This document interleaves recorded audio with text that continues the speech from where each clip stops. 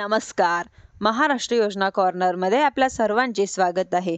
आजच्या व्हिडिओच्या माध्यमातून आपण बघणार आहोत की नवीन स्वस्त धान्य दुकान परवाना अर्थात नवीन राशन दुकान सुरू करण्यासाठीच्या अर्ध्या संबंधित एक महत्त्वाचा अपडेट आपण आजच्या व्हिडिओच्या माध्यमातून बघणार आहोत व जाणून घेण्याचा प्रयत्न करणार आहोत. वेगवेगळ्या जिल्हा पुरवठा अधिकाऱ्यांच्या माध्यमातून भरणा करण्यात आलेले किंवा रिक्त असलेले किंवा नव्याने सुरू करण्यात येणारे असलेली जी काही स्वस्त धान्य दुकान आहे ही आता सुरू करण्यासाठी अर्ज मागवले जातात आणि अशाच प्रकारे आता सातारा यवतमाळ जिल्ह्यातील रिक्त असलेल्या या स्वस्त धान्य दुकानाच्या परवानगीसाठी अर्ज मागवण्यात आलेले आहे. सातारा जिल्ह्यातील 141 तर यवतमाळ जिल्ह्यातील तब्बल 321 दुकानांसाठी हे अर्ज मागवण्यात आलेले आहे.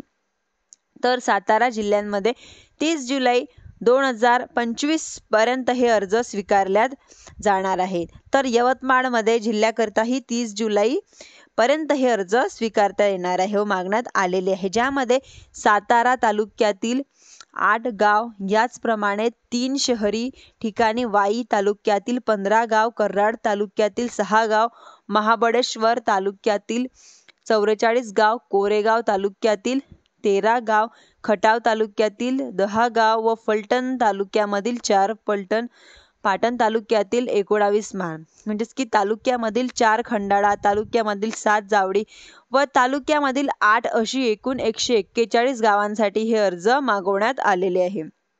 ग्रामपंचायत तत्सम स्थानिक स्वराज्य संस्था, नोंदणीकृत स्वसहाय्य बचत गट, नोंदणीकृत सहकारी संस्था, महिलांच्या स्वसहाय्य बचत गट, महिलांच्या सहकारी संस्था यांना हे अर्ज करता येणार आहे व 30 जुलै पर्यंत मागवण्यात आलेले आहे. म्हणजेच की याचप्रमाणे तुम्ही यवतमाळ जिल्ह्यामध्येही महागाव तालुक्यातील 2, याचप्रमाणे पुसद तालुक्यातील 31 वणे, तालुक्यामधील 55 घाटके, तालुक्यामधील 20 केडपूर, तालुक्यामधील 29 जारी जामणे, तालुक्यामधील 10 बावनगाव, म्हणजेच की तालुक्यामधील 21 उमरगेट, तालुक्यामधील 12 आणि दारावा तालुक्यातील म्हणजेच की 4 तर राळेगाव तालुक्यामधील एकूण 43, यवतमाळ तालुक्यामध्ये 19, कळंब तालुक्यामधील आर्णे तालुक्यातील 9, दिग्रस तालुक्यामधील 6, माळेगाव तालुक्यामधील 24, याप्रमाणे नेर तालुक्यामधील 8 हे गावांना अर्ज मागवण्यात आलेले आहे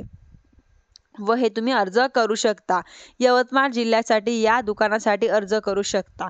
अर्जाचा नमुना तहसील कार्यालयामध्ये मिळेल. 100 रुपयाचं शुल्क भरून हे जे काही चलन आहे ते चलन भरून हे अर्ज दिले जाणार आहे. अर्ज करत असताना ग्रामपंचायत आणि जे काही संस्था आहेत किंवा बचत गट आहे हे यांच्यासाठी अर्ज करू शकतात. प्राधान्य क्रमांकानुसार जे अर्ज यात बसतील त्या अर्जाची यामध्ये निवड केली जाणार आहे. ज्यांच्यासाठीच्या अटी शर्ती वगैरे आपल्याला डिस्क्रिप्शन बॉक्समध्ये मी पाठवणार आहे. धन्यवाद.